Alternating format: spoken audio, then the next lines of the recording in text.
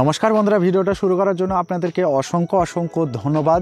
আমরা গ্রাম শহর অঞ্চলে যে যেখানে বাস করি প্রত্যেককে নতুন বছরের শুভেচ্ছা রইল।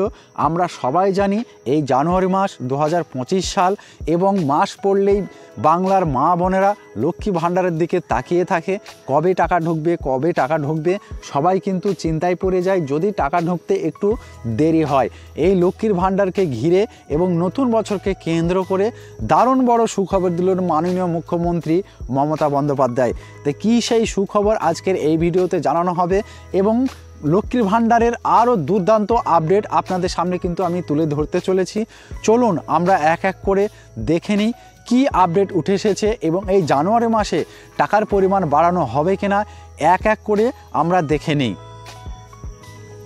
দেখুন এখানে লেখা আছে বছর শেষে লক্ষ্মীর ভাণ্ডার প্রকল্প নিয়ে বড়সড় আপডেট দিল রাজ্য সরকার 2025। তারপরে লেখা আছে দেখুন লক্ষ্মীর ভাণ্ডার প্রকল্প নিয়ে বড়সড় আপডেট উঠে এলো। লক্ষ্মীর ভাণ্ডার প্রকল্পের গ্রাহকের জন্য নতুন উদ্যোগ নিলেন মুখ্যমন্ত্রী। লক্ষ্মীর ভাণ্ডার প্রকল্পের সূচনা হওয়ার পর থেকেই এই প্রকল্পের মাধ্যমে উপকৃত হয়েছেন বাংলার অগণিত মহিলা। তবে মুখ্যমন্ত্রীর নেওয়া নতুন উদ্যোগের ফলে এখন থেকে আরও বেশি পরিমাণে উপকৃত হবেন বাংলার মহিলারা।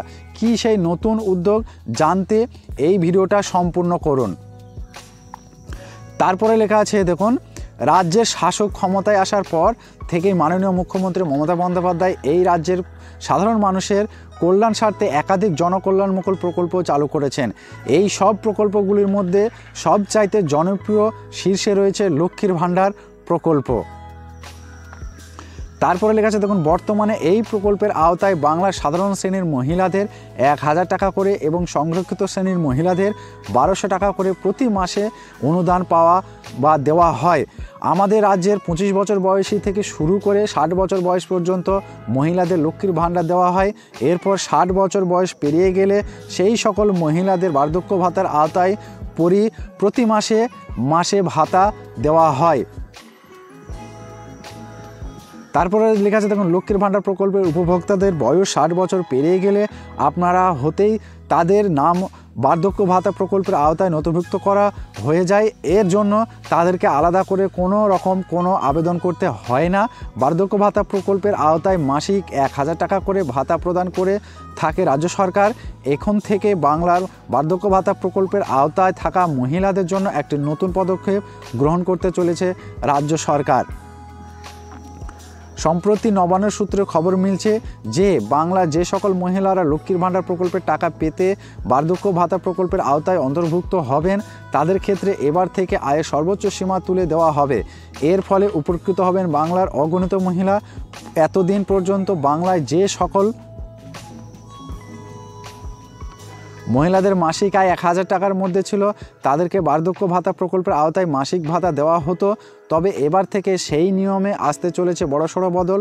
বাংলার যে সকল মহিলারা বর্তমানে লক্ষ্মীর ভাণ্ডার প্রকল্পের সুবিধা ভোগ করছেন তাদের বয়স 60 বছরের ঊর্ধ্বে হয়ে যাবে, তখন তাদের নাম বার্ধক্য ভাতা প্রকল্পের আওতায় অন্তর্ভুক্ত হয়ে যাবে। এই সকল মহিলাদের ক্ষেত্রে আয়ের সর্বোচ্চ সীমা 1000 টাকা তুলে দেওয়া হয়েছে। মন্ত্রিসভার তরফে অনুমোদন মিলেছে, এই সংক্রান্ত নির্দেশিকা জারি করা হয়েছে। তাহলে আপনারা বুঝতে পেরেছেন যে বার্ধক্য ভাতায় কিভাবে যাবে।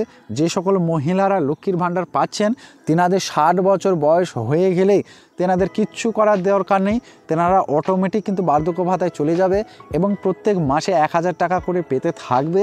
এবং যদি এই প্রকল্পের টাকা বাড়ানো হয় তাহলে প্রত্যেকেই অবশ্যই বাড়তি টাকা পাবেন। তো এই ছিল আজকের ভিডিও। যদি ভালো লাগে অবশ্যই জানাবেন এবং এই নিয়ে যদি আপনার কোনো প্রশ্ন থাকে অবশ্যই ভিডিও কমেন্ট বক্সে লিখে দেবেন।